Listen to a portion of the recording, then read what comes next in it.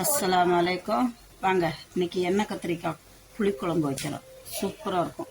இங்கே பாருங்க, எண்ணெய் கத்திரிக்காய்க்கு இங்கே வந்து தக்காளி, வெங்காயம், பூண்டு எல்லாம் வதக்கி அரைக்கிறதுக்கு வச்சுருக்குறோம்.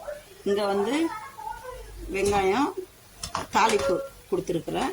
இங்கே பாருங்கள், கத்திரிக்காயெல்லாம் எண்ணெயில் பொரித்து, வெள்ளை பூண்டும் கத்திரிக்காயும் எண்ணெயில் பொரித்து எடுத்து வச்சுருக்குறேன். அப்புறம் இங்கே வந்து தேங்காய் அரைச்சி வச்சுருக்குறேன். தேங்காய் பால் எடுத்து விடுவேன். இது புளி, கருப்பு புளி. புளி குழம்புக்கு சூப்பராக இருக்கும், கருப்பு புளி தான். இப்போ இது நல்லா வதங்க விட்டு, அதுக்கப்புறம் நான் என்ன பண்ணுவேன்னா, இதை அரைச்சி இதில் மிக்ஸ் பண்ணுவேன். வெங்காயம் சின்ன வெங்காயம் தான் இருக்கணும், நல்லா டேஸ்ட்டாக இருக்கும். வாங்க நான் உங்களுக்கு அடுத்தாப்பில் காமிக்கிறேன். இப்போ இங்கே வெங்காயம் வதங்க விட்டுருக்குறேன், தாளிப்பு போட்டிருக்கேன். இப்போ இது தாளித்தோடனே இதை அரைச்சிட்டு நான் உங்களுக்கு காமிக்கிறேன். பாருங்க, தேங்காய், ஜீரகம், சோம்பு இதெல்லாம் கால் டீஸ்பூன் போட்டு தேங்காய் நைஸாக அரைக்கணும். எல்லாம் அரைச்சி இப்போ நான் அதில் ஊற்றிருக்கேன். இதோட பச்சை வாடை போனதுக்கு அப்புறம் தான் நான் தக்காளி, வெங்காயம் இதெல்லாம் வதக்கி வச்சுருக்கிறது அப்புறம் அரைச்சி ஊற்றுவேன். 1 by 1 இது பண்ணுவேன். அப்புறம் இங்கே பாருங்க, கத்திரிக்காய் எண்ணெயில் பொரித்து எடுத்து வச்சுருக்குறோம். இங்கே புளி கரைச்சி வச்சுருக்கிறேன்.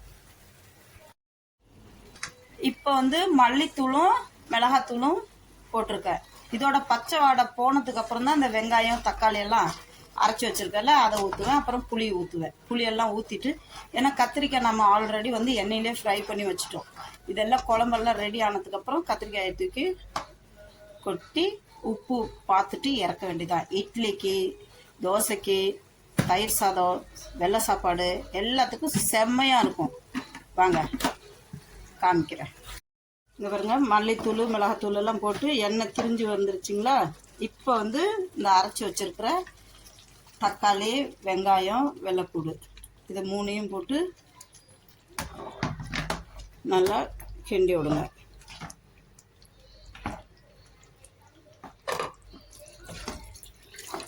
கொஞ்சம் தண்ணி விட்டுக்கலாம்.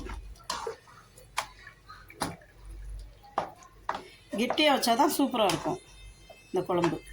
இட்லி, தோசை, சாதத்துக்கு கூட எல்லாம் வச்சு சாப்பிட, பூரி, தோசைக்கெல்லாம் செம்மையாக இருக்கும் கத்திரிக்காய் புளிக்குழம்பு. இது நல்லா கொதிக்கட்டும். பாருங்க, இப்போ குழம்பு வந்து நல்லா கொதித்து பச்சை வாடையெல்லாம் போய் எண்ணெய் திரிஞ்சு வருது. இப்போ வதக்கி வச்சுருக்கிற கத்திரிக்காயும் வெள்ளைப்பூடும் போட்டு நல்லா கிண்டி எடுக்கணும்.